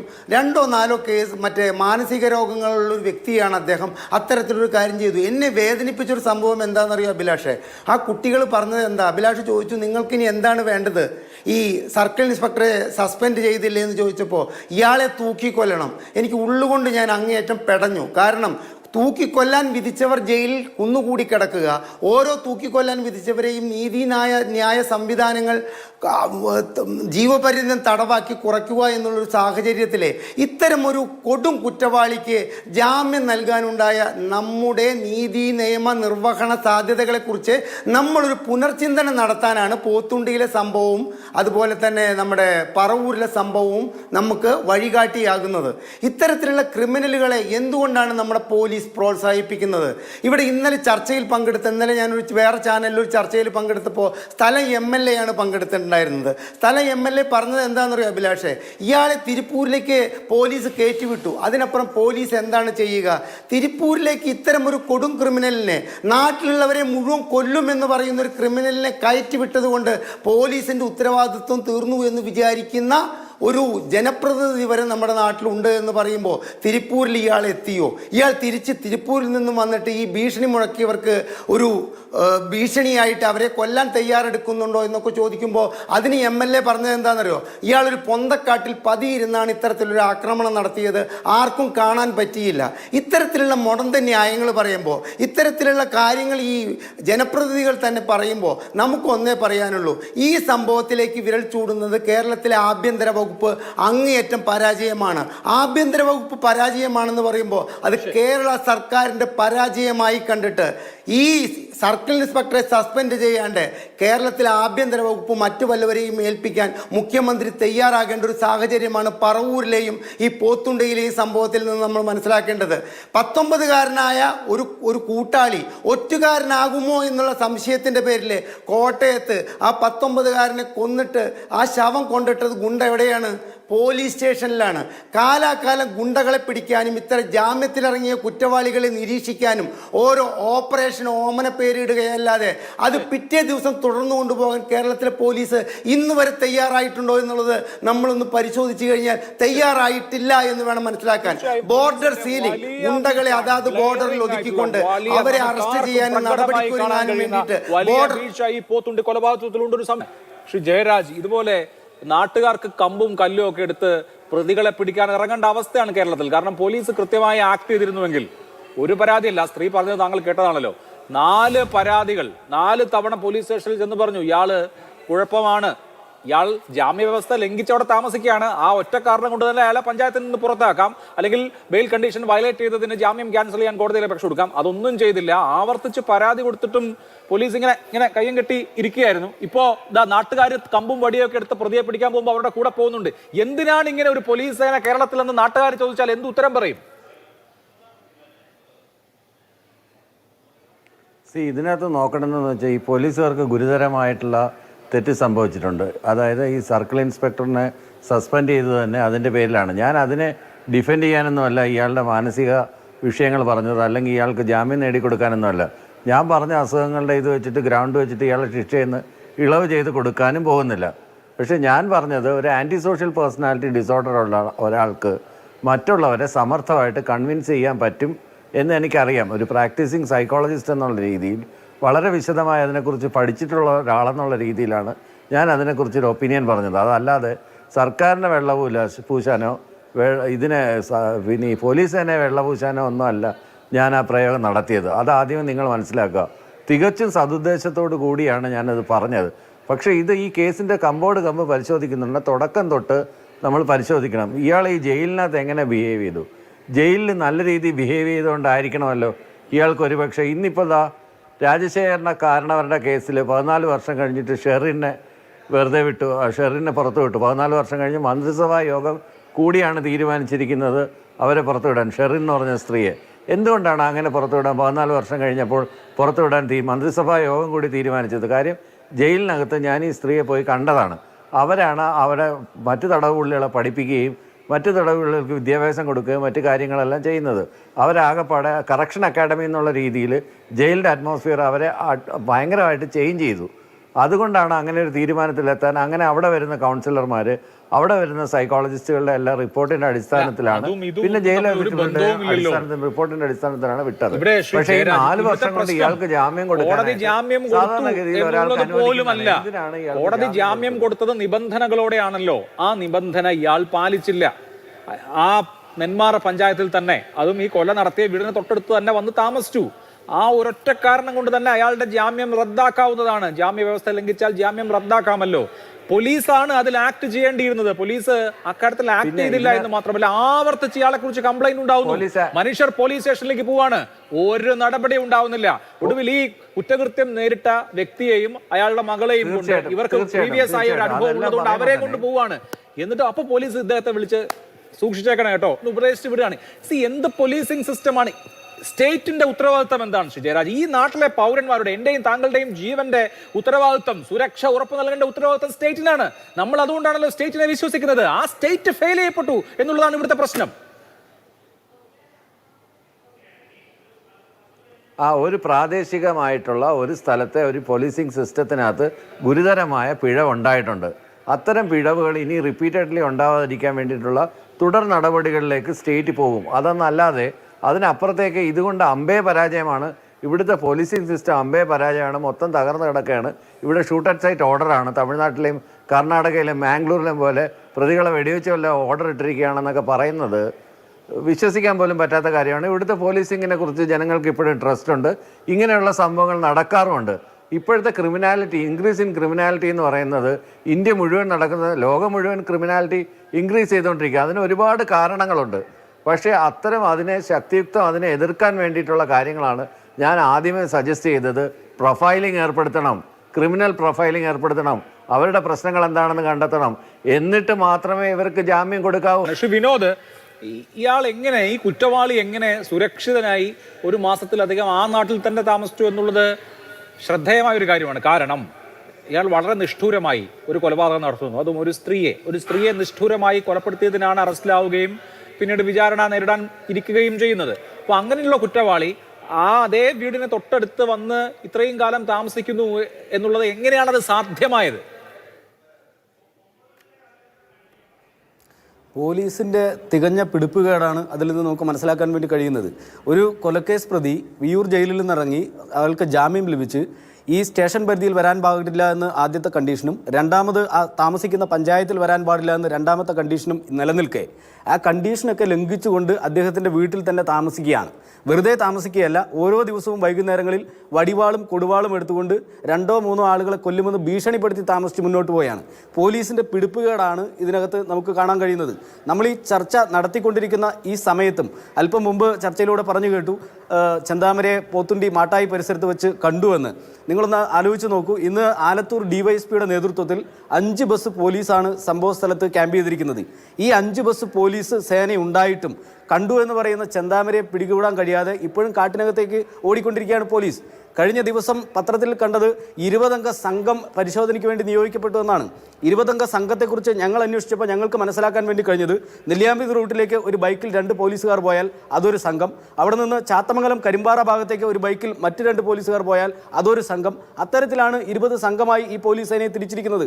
അല്ലാതെ മറ്റൊരു സംഘം ചേർന്നുള്ള അന്വേഷണവും ഇവിടെ നടക്കുന്നില്ല. ഇവിടെ CIA സസ്പെൻഡ് ചെയ്തുകൊണ്ട് മാത്രം ഈ വിഷയത്തിനൊരു പരിഹാരം ഉണ്ടാകുന്നില്ല. ഇന്ന് സംഭവ സ്ഥലത്ത് വെച്ച് ആലത്തൂർ DYSP തന്നെ തുറന്ന് സമ്മതിച്ചിട്ടുണ്ട്, പോലീസിന് വീഴ്ച പറ്റിയെന്ന് അദ്ദേഹം തുറന്ന് സമ്മതിക്കുന്ന സാഹചര്യമുണ്ടായി. പോലീസിൻ്റെ ഭാഗത്തു നിന്നുള്ള തികഞ്ഞ അനാസ്ഥയാണ്, തികഞ്ഞ വീഴ്ചയാണ് ഈ 2 കൊലപാതകങ്ങളിലേക്ക് നയിച്ചിട്ടുള്ളത്. ഇവിടെ നമ്മളൊന്ന് ആലോചിക്കേണ്ടത് ഈ 2 കുട്ടികളുടെ ഭാവി, അതിനെക്കുറിച്ച് ഈ പൊതുസമൂഹം ചർച്ച ചെയ്യപ്പെടേണ്ടേ? ഇവിടെ ആ കുട്ടിയുടെ മാതാവ് 2019 മരണപ്പെടുന്നു. കഴിഞ്ഞ ദിവസം അവരുടെ പിതാവും അവരുടെ മുത്തശ്ശിയും മരണപ്പെടുന്നു. ഇനി ആ കുട്ടികൾക്ക് ആരാണ് സംരക്ഷണം കൊടുക്കുക? ഒരു സഹോദരൻ പോലുമില്ല. ആ ഒരു കുട്ടിയെ വിവാഹം കഴിഞ്ഞ് പറഞ്ഞയച്ചിരിക്കുന്നു. ഒരു കുട്ടി തനിച്ചാണ് ഇവിടെ താമസിക്കുന്നത്. ആ കുട്ടിക്ക് ഇനി എങ്ങനെയാണ് ഈ അതിക്രൂരമായ കൊലപാതകം നടന്നിട്ടുള്ള വീട്ടിനകത്ത് ഇനി ഒറ്റയ്ക്ക് താമസിക്കാൻ വേണ്ടി കഴിയുക? അവരുടെ തുറന്നുള്ള വിദ്യാഭ്യാസം ആര് നോക്കും? അവർക്ക് സംരക്ഷണം ആര് കൊടുക്കും? ഇതിനൊക്കെ ഉത്തരവാദിത്തം പറയേണ്ട ഭരണകൂടം മൗനം പാലിച്ചിരിക്കുന്നത് തികഞ്ഞ മനുഷ്യാവകാശ ലംഘനമല്ലേ? അത് പരിശോധിക്കപ്പെടേണ്ടതല്ലേ? പോലീസ് ഇപ്പോഴും ഡ്രോൺ ഉപയോഗിച്ച് പരിശോധന നടത്തുന്നുവെന്നാണ് പറയുന്നത്. ഈ രാത്രി കാലങ്ങളിൽ നെല്ലിയാമ്പതി പോലുള്ള ഒരു വനമേഖലയുടെ മുകളിലേക്ക് ഡ്രോൺ പറത്തിവിട്ടതുകൊണ്ട് ഏത് രീതിയിലാണ് ചെന്താമരയെ പിടികൂടാൻ കഴിയുകയെന്ന് നമുക്ക് മനസ്സിലാക്കാൻ വേണ്ടി കഴിയുന്നില്ല. ഇത് 2019 ഇദ്ദേഹം ആദ്യത്തെ കൊലപാതകം നടത്തി ദിവസങ്ങൾ കഴിഞ്ഞാണ് അദ്ദേഹത്തെ പിടികൂടുന്നത്. ഇപ്പോഴും ഇവിടെ ഇന്നലെ സംഭവം കഴിഞ്ഞ് ഏതാണ്ട് 30 മണിക്കൂറിലധികം സമയം കഴിഞ്ഞിട്ടും പോലീസ് ഇരുട്ടത്ത് തപ്പിക്കൊണ്ടിരിക്കുകയാണ്. എന്താണ് ഇവിടുത്തെ പോലീസ് സേനയുടെ ഒരവസ്ഥ എന്ന് ആലോചിച്ച് നോക്കൂ. ഈ പോലീസ് സേനയെ വെച്ചുകൊണ്ട് ഇന്നോ നാളെയോ തന്നെ ചെന്താമരയെ പിടികൂടാൻ കഴിയുമെന്നുള്ള യാതൊരു വിശ്വാസവും നാട്ടിൽ ആർക്കും തന്നെയില്ല. നിജേഷ് അരവിന്ദ്, ഇത്തരം സംഭവങ്ങൾ ആവർത്തിക്കപ്പെടുമ്പോൾ നമ്മൾ നേരത്തെ പറവൂരിൽ കണ്ടു, ദിവസങ്ങൾക്കകം ഇപ്പോൾ പാലക്കാട് നെന്മാറയിൽ കാണുകയാണ്. ജനങ്ങളുടെ മുമ്പിൽ വലിയ ഭീതിയുണ്ട്, മനസ്സുകളിൽ വലിയ ഭീതിയുണ്ട്. സുരക്ഷിതരാണോ അരക്ഷിതരാണോ എന്ന സംശയം നമ്മുടെ പൗരന്മാർക്കുണ്ട്. അപ്പോൾ നമുക്ക് ഒറ്റ വാചകത്തിൽ ക്രമസമാധാന നില തകരാൻ പോകുന്നു എന്നൊക്കെ പറയാം. അതിനപ്പുറത്ത് ജനങ്ങൾക്ക് കോൺഫിഡൻസ് നൽകുന്ന എന്ത് കാര്യം സർക്കാർ ചെയ്യണമെന്ന് പ്രതിപക്ഷം ആവശ്യപ്പെടുന്നു. ആരാണ് ഇതിന് ധൈര്യം കൊടുക്കുന്നത്? കേരളത്തിന്റെ മുഖ്യമന്ത്രിയല്ലേ? മുഖ്യമന്ത്രി എവിടെയുള്ളത്? പാർട്ടി സമ്മേളനങ്ങളിൽ വിമതസ്വരമില്ലാതെ നോക്കുന്നു. ഇന്ന് വടകരയിൽ വന്നാൽ 3 ദിവസം അവിടെ, ആലപ്പുഴ പോയാൽ അവിടെ 3 ദിവസം. അതിനപ്പുറത്തേക്ക് ഒരു പോലീസ് സംവിധാനം, പണ്ട് ഉറുമ്പിന് ഭക്ഷണം കൊടുക്കാനും പക്ഷിക്ക് തീറ്റ കൊടുക്കാനും നായക്ക് ഫുഡ് കൊടുക്കാനും ഒക്കെ ഒരു പറഞ്ഞ മുഖ്യമന്ത്രി കേരളത്തിലെ ആഭ്യന്തര സംവിധാനം തകർന്ന് തരിപ്പണമാകുമ്പോൾ എന്തെങ്കിലും ഒരു അഭിപ്രായം പറയണ്ടേ? കേരളത്തിലെ പോലീസ് എന്തെങ്കിലും പറയണ്ടേ? ഒരഭിപ്രായവും പറയുന്നില്ല. ഇപ്പോൾ നമ്മളിപ്പോൾ വലിയ സംഭവത്തിൽ പറയുന്നു ചെന്താമരയെ കിട്ടുന്നില്ല, കാണുന്നു, കണ്ടു, പിടിക്കുന്നു. പിടിച്ചാൽ എന്ത് ശ്രീ അഭിലാഷ് ഒന്ന് ആലോചിക്കേ? പിടിച്ചു കഴിഞ്ഞാൽ എന്താണ്? 2 ദിവസം പ്രചരണം, അതിനുശേഷം കൊണ്ടുപോകുന്നു, ജയിലിൽ കൊണ്ടുപോകുന്നു. 90 ദിവസത്തേക്ക് കുറ്റപത്രം കൊടുക്കില്ല. കുറ്റപത്രം കൊടുത്തില്ലെങ്കിൽ സ്വാഭാവിക ജാമ്യം കിട്ടുന്നു, അയാൾ പുറത്തു പോകുന്നു. ഇനി ജാമ്യം കിട്ടിയിട്ടില്ല എന്ന് വിചാരിക്കുക, അതിനകത്ത് അയാൾ അവിടുത്തെ രാജാവാകുന്നു. രാജാവായതിനു ശേഷം അയാൾ അതിനകത്ത് കൊട്ടേഷൻ എടുക്കും, അയാൾ അവിടുത്തെ സ്വർണ്ണക്കടത്ത് തുടങ്ങും, അയാൾ അതിനകത്ത് വാട്സപ്പ് തുടങ്ങും, അയാൾ അതിനകത്ത് അതിനകത്തുള്ള സകല കൊട്ടേഷനും എടുക്കും. അതാണ് കേരളത്തിൽ സംഭവിച്ചുകൊണ്ടിരിക്കുന്നത്. നിങ്ങൾക്കറിയാം, പ്രമാദമായ TP ചന്ദ്രശേഖരൻ കേസിലെ പ്രതികൾ ഇന്ന് വടകരയ്ക്കകത്ത്, എനിക്കും അഭിലാഷിനും അറിയാവുന്ന വടകര ചുക്രി പ്രദേശത്തെ സ്ഥലം വാങ്ങിക്കൂട്ടുന്നു, കൊടുവള്ളിയിലെ സ്വർണ്ണക്കടത്തിൽ നേരിട്ട് വിളിക്കുന്നു, ഇടപെടുന്നു. ഇതാണ് കേരളത്തിൽ സംഭവിക്കുന്നത്. ഇത് ആരെങ്കിലും തുറന്നു പറഞ്ഞാൽ അത് രാഷ്ട്രീയമാണ് എന്ന് പറയും. ഇന്നലെ ചാനൽ ചർച്ചയ്ക്ക് വന്ന അവിടുത്തെ MLA, സ്ഥലം MLA ന്യായീകരിച്ചുകൊണ്ട് സംസാരിക്കുന്നു. ഇപ്പൊ അദ്ദേഹം നേരത്തെ ശ്രീ ജയരാജ് പറയുന്നു ഇതൊരു പ്രാദേശിക വിഷയമാണ്. ശ്രീ ജയരാജ്, ഇത് പ്രാദേശിക വിഷയമല്ല ജയരാജ്. തിരുവനന്തപുരം മുതൽ കാസർഗോഡ് വരെയുള്ള പ്രദേശങ്ങളിൽ നിങ്ങൾക്ക് പോയാൽ കൊട്ടേഷൻ സംഘങ്ങളെ കാണാം. ഇടയ്ക്കിടയ്ക്ക് നമുക്ക് കാപ്പ ചുമത്തുന്നു, അകത്താക്കുന്നു, അവർ പുറത്തു വരുന്നു, വീണ്ടും തുടങ്ങുന്നു. ഇത് കേരളത്തിനകത്ത് സംഭവിച്ചുകൊണ്ടിരിക്കുന്നു. ഗവൺമെന്റ് എന്ത് ചെയ്യുന്നു? 2.5 കോടിയും 3 കോടിയും മുടക്കി കേരളത്തിലെ പ്രതികളെ സംരക്ഷിക്കാൻ ആവശ്യമായ എക്സർസൈസ് ചെയ്തുകൊണ്ടിരിക്കുന്നു. ഇതല്ലേ കേരളം കാണുന്നത്? പ്രതികളെ സംരക്ഷിക്കാൻ പോലീസ് സ്റ്റേഷനിൽ നിന്ന് ഊരിക്കൊണ്ടുവന്ന രാഷ്ട്രീയ നേതാക്കന്മാരെ സംരക്ഷിക്കാനുള്ള ഇടപെടലിലേക്ക് പോലീസ് എത്തുന്നു. പോലീസ് ഇങ്ങനെ ചെയ്തു കഴിഞ്ഞാൽ കേരളത്തിൽ എങ്ങനെ സ്വൈര്യമായി സ്വസ്ഥമായി നിൽക്കും? നേരത്തെ അവിടെയുള്ള പൊതുപ്രവർത്തകർ പറഞ്ഞൊരു വാക്കുണ്ടല്ലോ, പ്രാദേശിക നേതൃത്വം ഇടപെട്ടത് കൊണ്ടാണ് അദ്ദേഹത്തെ വിട്ടത്.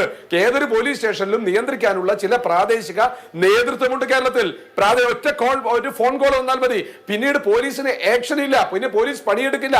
അഥവാ എടുത്താൽ തട്ടിക്കളയും, അങ്ങോട്ടും ഇങ്ങോട്ടും മാറ്റിക്കൊണ്ടേയിരിക്കും. അത് നടക്കാത്തത് കൊണ്ട് കേരളത്തിലെ പോലീസ് സേന, നിങ്ങൾ പോയി നോക്കുക, അഭിലാഷ് നേരിട്ട് പോവുക, നിങ്ങൾ അന്വേഷണാത്മക പത്രപ്രവർത്തനം നടത്തല്ലേ? ഞാൻ കേരളത്തിലെ പോലീസ് കമ്മീഷൻ ഓഫീസുകളിലൊക്കെ പോകുമ്പോൾ കാണുന്നത് അതിനൊക്കെ തിരിക്കുന്ന നിർഗുണ പരബ്രഹ്മം എന്ന് പറയാവുന്ന ആളുകളെ കാണാം. അതിനപ്പുറത്തേക്ക് എനിക്ക് നേരിട്ട് അനുഭവമാണ്. കോഴിക്കോട്ടൊക്കെ കമ്മീഷണർ പോലെയുള്ള ആളുകൾ എടുത്ത് ഒരു ഇഷ്യൂ ഉണ്ടായി, രാവിലെ തൊട്ട് വൈകുന്നേരം വരെ സംഘടന ഉണ്ടായിടത്ത് സ്ഥലം MP 18 തവണ ഒരു കോഴിക്കോട് കമ്മീഷണർ വിളിച്ച സമയത്ത് അദ്ദേഹം ഫോൺ എടുക്കുന്നില്ല, എടുക്കാൻ തയ്യാറല്ല. അദ്ദേഹത്തിന്റെ മൂക്കിന്റെ താഴെയാണ് വയലൻസ് നടക്കുന്നത്. ഇതാണ് കേരളത്തിലെ പോലീസിന്റെ സ്വഭാവം. ഒരു സ്റ്റേഷനകത്തേക്ക് 4 തവണ പരാതി വന്നു കഴിഞ്ഞാൽ ഈ പരാതി എങ്ങനെ എത്തി? സ്ഥിരം എല്ലാ ദിവസവും എസ്പിയുടെ ഡയറക്റ്റ് റിപ്പോർട്ടിംഗ് ഉള്ള സ്ഥലമാണ്, FIR പരിശോധിക്കേണ്ട ഇടമാണ്. പരാതി വന്നാൽ അത് എന്താക്കിയെന്ന് പറയേണ്ട ഉത്തരവാദിത്തപ്പെട്ട സ്ഥലമാണ്. SHOമാരുണ്ട്, SHO DYSPക്ക് റിപ്പോർട്ട് കൊടുക്കണം. ഇതൊക്കെ നടക്കുന്ന സ്ഥലത്ത്, ഇതൊക്കെ പരിധി നടക്കുന്ന സ്പെഷ്യൽ ബ്രാഞ്ച് ഉദ്യോഗസ്ഥന്മാരുള്ള നാടാണ്. ഇവിടുന്ന് ഈ വാർത്തയൊന്നും പുറത്തേക്ക് പോകുന്നില്ല എങ്കിൽ നാട്ടിൽ ഒരാൾ വടിവാളും കൊടുവാളും എടുത്ത് ഒരാളെ കൊല്ലും എന്ന് പറയുന്ന കഥ പഞ്ചായത്ത് മെമ്പറോട് പറഞ്ഞു, പഞ്ചായത്ത് ഓഫീസിൽ പറഞ്ഞു. ശ്രീ ജയരാജിലേക്ക് വരുന്നതിന് മുമ്പ് ശ്രീ MK ഹരിദാസ്, ഇപ്പോൾ കേരളത്തെ സംബന്ധിച്ച് ഇത്തരം സംഭവങ്ങൾ ധാരാളമായി ഉണ്ടാവുന്നു, ജനങ്ങളുടെ മനസ്സിൽ ഭീതിയുണ്ട് എന്നുള്ളത് ശരിയായിട്ടുള്ള ഒരു കാര്യമാണ്.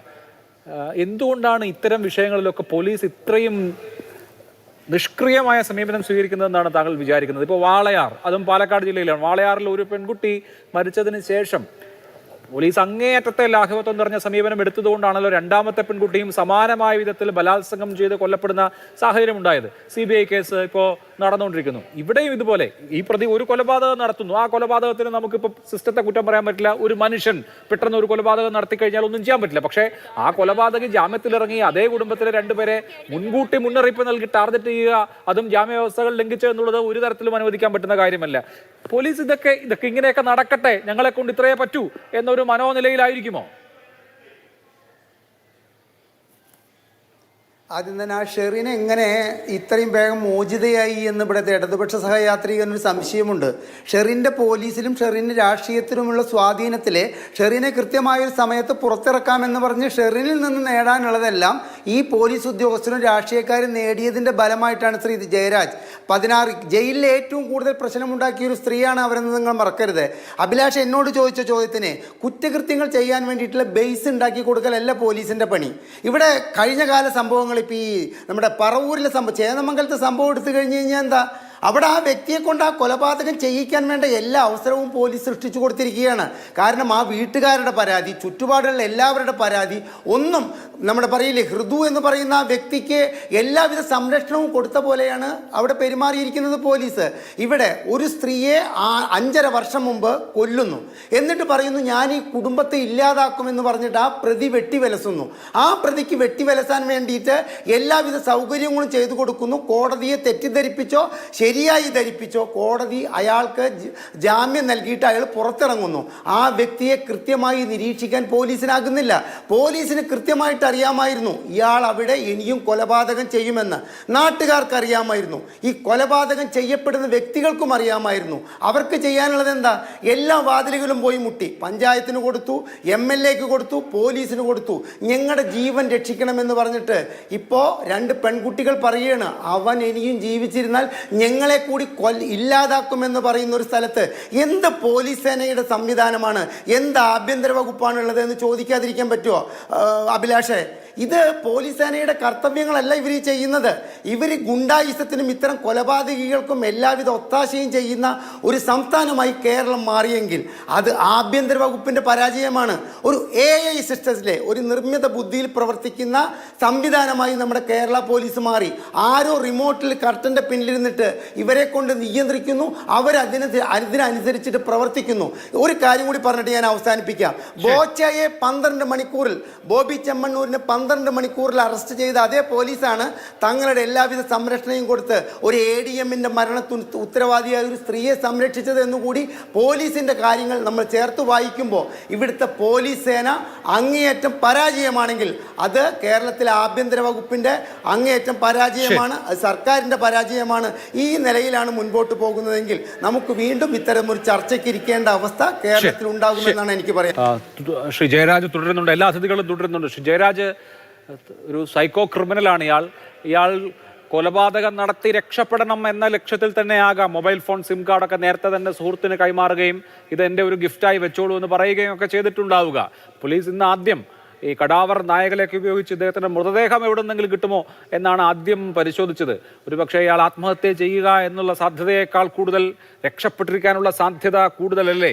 എത്രമാത്രം കാര്യക്ഷമമായി ഈ കുറ്റകൃത്യത്തിന് ശേഷമെങ്കിലും പോലീസ് പെരുമാറി എന്ന് നമ്മൾ ആലോചിക്കേണ്ടി വരും. ഇതിനകത്ത് അനുമാനങ്ങൾ വെച്ച് പറയുകയാണെങ്കിൽ അഭിലാഷ്, ഇതിനകത്ത് ആൻറ്റി സോഷ്യൽ പേഴ്സണാലിറ്റി എന്ന് ഞാൻ പറഞ്ഞില്ലേ, അങ്ങനെയുള്ളവർക്കെല്ലാം ഒരു എബോവ് ആവറേജ് ഇൻ്റലിജൻസ് അല്ലെങ്കിൽ സുപ്പീരിയർ ഇൻ്റലിജൻസ് ഉള്ള ആളുകളാണ്. പക്ഷേ അവരത് ക്രിയേറ്റീവായിട്ടുള്ള വർക്കിനല്ല ഡിസ്ട്രക്റ്റീവായിട്ടുള്ള വർക്കിനാണ് ഉപയോഗിക്കുന്നതെന്ന് നമുക്ക് കൃത്യമായിട്ട് മനസ്സിലാക്കാൻ പറ്റും. ഇത്തരം വ്യക്തികളുടെ ഓരോ കേസ് സ്റ്റഡിയും നമ്മൾ എടുത്ത് പരിശോധിക്കുകയാണെങ്കിൽ ഇന്ത്യയിൽ ആകെപ്പാടെ ഒരു ഫോറൻസിക് സൈക്കോളജിസ്റ്റ് ഉള്ള ഏക സംസ്ഥാനം കേരളമാണ്. അത് ഒരേ ഒരാൾ. അല്ലാതെ ഞാൻ നേരത്തെ പറഞ്ഞ കണക്കല്ല പ്രൊഫൈലിംഗ് എന്ന് പറഞ്ഞിട്ടൊരു സാധനം നേരത്തെ തുടങ്ങിയിരുന്നെങ്കിൽ ഒരുവിധപ്പെട്ട ഇത്തരത്തിലുള്ള ക്രൈംസൊക്കെ ഒഴിവാക്കാമായിരുന്നു.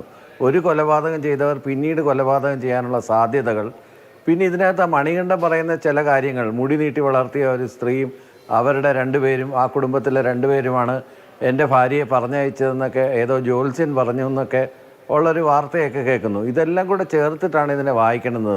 പോലീസിന് വീഴ്ച പറ്റി തീർച്ചയായിട്ടും. കാരണം എന്ന് വെച്ച് കഴിഞ്ഞാൽ ഒന്നാമത് ഈ കോടതിയിൽ നിർദ്ദേശിച്ച ഇവർ ഈ സ്ഥലത്ത് എൻ്റർ ചെയ്യരുതെന്ന് പറഞ്ഞിട്ട് പഞ്ചായത്തിൽ എൻ്റർ ചെയ്തു. 1 മാസത്തോളം അയാൾ താമസിച്ചു. നാട്ടുകാർ പരാതി കൊടുത്തിട്ട് ആ പരാതിയെക്കുറിച്ചൊന്നും പറഞ്ഞില്ല.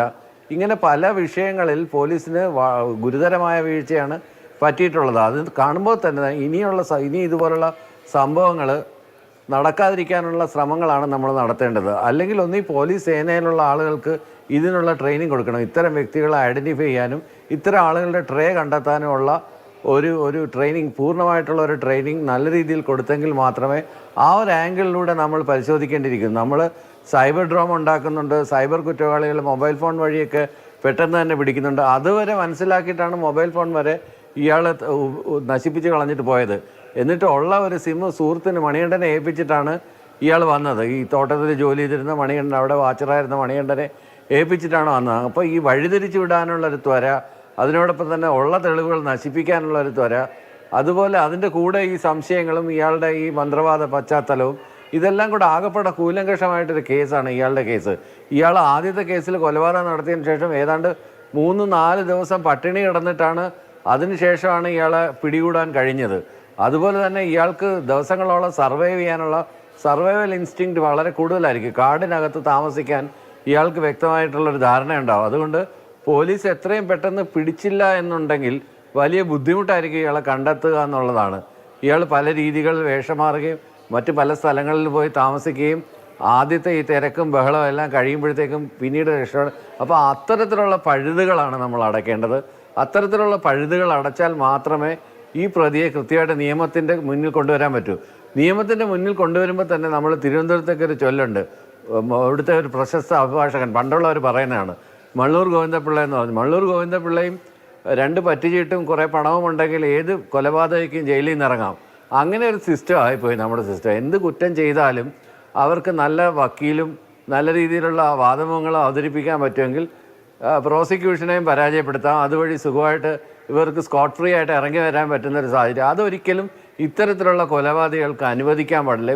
സൈക്കോപാത്തുകളായ കൊലപാതകികളെ വീണ്ടും നാട്ടിലേക്ക് തുറന്നു വിട്ടാൽ അവർ ഉണ്ടാക്കുന്ന ഡാമേജ് നിഷ്കളങ്കരായ മനുഷ്യർക്കായിരിക്കും. അതിനുള്ള അവസാനത്തെ ഉദാഹരണമാണ് ഈ സംഭവം. പക്ഷേ വിനോദ്, 2019 ഇയാൾ ഒരു കൊലപാതകം മുമ്പ് നടത്തുന്നത്. അതിനു മുൻപ് ഈ സൈക്കോ നേച്ചർ പ്രകടിപ്പിച്ചിട്ടുള്ള ആളാണോ? എന്തെങ്കിലുമൊക്കെ കുറ്റകൃത്യങ്ങളിൽ ഏർപ്പെട്ടിട്ടുള്ള ഒരാളാണോ? ഇപ്പോൾ കഴിഞ്ഞ തവണ തന്നെ 4 ദിവസം കഴിഞ്ഞാണ് പോലീസിനെ പിടികൂടാൻ കഴിഞ്ഞത്. അങ്ങനെ കൃത്യമായി ക്രിമിനൽ മൈൻഡ് അപ്ലൈ ചെയ്തിട്ടുള്ള ഒരു ചരിത്രം ഇയാളെ സംബന്ധിച്ചുണ്ടോ? ഇദ്ദേഹം ഒരു സൈക്കോ മൈൻഡാണ് എന്നുള്ളത് ഇവിടുത്തെ ഭരണകൂടത്തിൻ്റെ ഒപ്പം നിൽക്കുന്ന ആളുകളുടെ ആവശ്യമാണ്. ഇദ്ദേഹം മന്ത്രവാദിയാണെന്നും ഇദ്ദേഹത്തെ സൈക്കോ ആണെന്നൊക്കെ ചിത്രീകരിക്കുന്നത് ഭരണകൂടത്തിൻ്റെ ആളുകൾ അവരുടെ മുഖം രക്ഷിക്കാൻ വേണ്ടി ചെയ്യുന്ന ഒന്നാണ്. ഇദ്ദേഹം എങ്ങനെയാണ് സൈക്കോ ആവുന്നത്? 2019 അദ്ദേഹം നടത്തിയ ആദ്യത്തെ കൊലയ്ക്ക് ശേഷം വർഷങ്ങൾക്ക് ശേഷം ജയിലിൽ നിന്നിറങ്ങി വീണ്ടും 2025 വീണ്ടും ആ കൊലപാതകം ആവർത്തിച്ച് ചെയ്യാൻ പഴയ ആ വൈരാഗ്യം വച്ച് പുലർത്തിക്കൊണ്ട് വീണ്ടും കൊല ചെയ്തു പോകാൻ അദ്ദേഹത്തിന് സൈക്കോ പ്രശ്നമാകുന്നില്ല. ഈ ജാമ്യത്തിൽ ഇറങ്ങിയിട്ടുള്ള കാലാവധിയിൽ കുറച്ച് സമയം അദ്ദേഹം വടക്കഞ്ചേരി പന്നിയങ്കരയിലുള്ള ടോൾ പ്ലാസയിൽ സെക്യൂരിറ്റി ജീവനക്കാരനായി ജോലി ചെയ്തു വന്നിരുന്നു. തലങ്കം വിലങ്കം പോലീസ് വാഹനങ്ങൾ ചീറിപ്പായുന്ന ആ ടോൾ വാഹനത്തിനകത്ത് ഒരു കൊലക്കേസ് പ്രതിക്ക് എങ്ങനെയാണ് സെക്യൂരിറ്റി ജീവനക്കാരനായി ജോലി ചെയ്തു വരാൻ കഴിയുക? ഇദ്ദേഹം ഇന്ന് ആദ്യത്തെ കൊലപാതകം നടത്തിയ ശേഷം പോലീസിൻ്റെ കഴിവുകൊണ്ട് പിടിച്ചതല്ല. 5ാമത്തെ ദിവസം കാട്ടിനകത്ത് നിന്ന് അദ്ദേഹം ഭക്ഷണം കഴിക്കാൻ വേണ്ടി രാത്രി വീട്ടിലേക്ക് വരുന്ന സമയത്താണ് അന്നും പോലീസ് പിടികൂടുന്നത്. അല്ലാതെ അന്നത്തെ കൊലപാതകം നടത്തിയ ശേഷം പോലീസിൻ്റെ കഴിവുകൊണ്ടല്ല അദ്ദേഹത്തെ പിടിച്ചിട്ടുള്ളത്. ഇന്നും സമാനമായ രീതിയിലാണ് ഡിവൈഎസ്പിയുടെ നേതൃത്വത്തിൽ 5 ബസ് അടങ്ങുന്ന പോലീസ് സേന അദ്ദേഹത്തെ കഴിഞ്ഞ ഇന്നലെയും ഇന്നുമായി തപ്പിയിട്ട് ഇന്നും കാണാൻ കഴിയുന്നില്ല എന്ന് പറയുമ്പോൾ ഒരു സൈക്കോ ആണെങ്കിൽ അദ്ദേഹത്തെ പിടികൂടാൻ പെട്ടെന്ന് ഈ പോലീസ് സേനയ്ക്ക് കഴിയണ്ടേ? സൈക്കോ ആണെന്നുള്ളത് ഇവിടുത്തെ ഭരണകൂടം അവരുടെ മുഖം രക്ഷിക്കാൻ വേണ്ടി പറഞ്ഞു പരത്തുന്ന ഒന്നാണ്. അദ്ദേഹം യാതൊരു സൈക്കോയുമല്ല. അദ്ദേഹം അതിരാവിലെ തന്നെ ഈ സുധാകരൻ എന്ന് പറയുന്ന ആൾ അദ്ദേഹത്തിൻ്റെ വീട്ടിൽ നിന്ന് ഇറങ്ങി വരുന്നത് നോക്കി വടിവാൾ മറിച്ചുകൊണ്ട് ജനലിലൂടെ പാത്തിരുന്നു കൊണ്ടാണ് പുറത്തിറങ്ങി കൊലപ്പെടുത്തിയിട്ടുള്ളത്. അദ്ദേഹത്തിന് യാതൊരു സൈക്കോ കണക്ഷനും ഇല്ല എന്നാണ് നമുക്ക് മനസ്സിലാക്കാൻ വേണ്ടി കഴിയുന്നത്. ഇത് ഭരണകൂടത്തിൻ്റെ ആളുകൾക്ക് നേരെ, സ്ഥലം MLAക്ക് നേരെ പ്രദേശവാസികളൊക്കെ വളഞ്ഞിട്ടുകൊണ്ട് ഇതിനെതിരെ നടപടി ഉണ്ടാവണം. ഭരണകൂടം ഇതിന് മറുപടി പറയണം. 2019 ആ കുട്ടിയുടെ അമ്മ മരണപ്പെട്ടപ്പോൾ നിങ്ങൾ ശരിയാക്കി തരാമെന്ന് പറഞ്ഞ് പോയ ആളുകളാണ്. എന്നിട്ട് എന്ത് ശരിയാക്കാൻ കഴിഞ്ഞു? വർഷങ്ങൾ കഴിഞ്ഞ് വീണ്ടും 2025 ആ കുട്ടിയുടെ അച്ഛനും മുത്തശ്ശിയും നഷ്ടപ്പെടുന്നു. ആ കുട്ടി അനാഥയാക്കപ്പെടുന്നു. ഇതിന് ഭരണകൂടം ഉത്തരവാദിത്വം ഏറ്റെടുക്കണം. ആ കുട്ടിക്ക് സംരക്ഷണം കൊടുക്കണമെന്ന് ഭരണകൂടത്തിൻ്റെ ആളുകളോട്, സ്ഥലം MLAയോട്, ഭരിക്കുന്ന പാർട്ടിയുടെ നേതാക്കളോട് പറയുമ്പോൾ അവരതിന് തിരിച്ചു പറയുന്ന മറുപടിയാണ് ഇവർ മന്ത്രവാദിയാണെന്നും സൈക്കോ ആണെന്നും. ഒരു സൈക്കോ ആണെന്നുള്ള വിശ്വാസം പ്രദേശത്തെ ഒരാളുകൾക്കുമില്ല. ഇത് കരുതി കൂട്ടിയുള്ള ആസൂത്രിതമായ കൊലപാതകമാണ്. പോലീസിന്റെ വീഴ്ചയാണ് ഈ കൊലപാതകം തന്നെയാണല്ലോ. അതല്ലാതെ അതിന്റെ ഏതെങ്കിലും ആനുകൂല്യം കുറ്റവാളിക്ക് കിട്ടില്ല. നിയമവ്യവസ്ഥയുള്ള ഒരു സംസ്ഥാനമാണ് നമ്മുടേത്. പൗരന്മാരുടെ ജീവനും സ്വത്തും ഉറപ്പാക്കേണ്ട ബാധ്യത ഭരണകൂടത്തിനുണ്ട്. ഇതുപോലെയുള്ള ക്രിമിനലുകളെ അഴിച്ചുവിട്ട് ജനങ്ങളുടെ ജീവനും സ്വത്തും അപായപ്പെടുത്തുന്നത് തീർച്ചയായും ജനങ്ങളുടെ മനസ്സിൽ ഭയാശങ്കകൾ ഉണ്ടാക്കും. അത് പരിഹരിക്കുക, ജനത്തിന് കോൺഫിഡൻസ് കൊടുക്കുക എന്നുള്ളത് പോലീസിന്റെ, നിയമവ്യവസ്ഥയുടെ, ഭരണകൂടത്തിന്റെ ഉത്തരവാദിത്വമാണെന്ന് ഓർപ്പിച്ചുകൊണ്ട് സൂപ്പർ പാൻഡേ അവസാനിക്കുന്നു. നമസ്കാരം.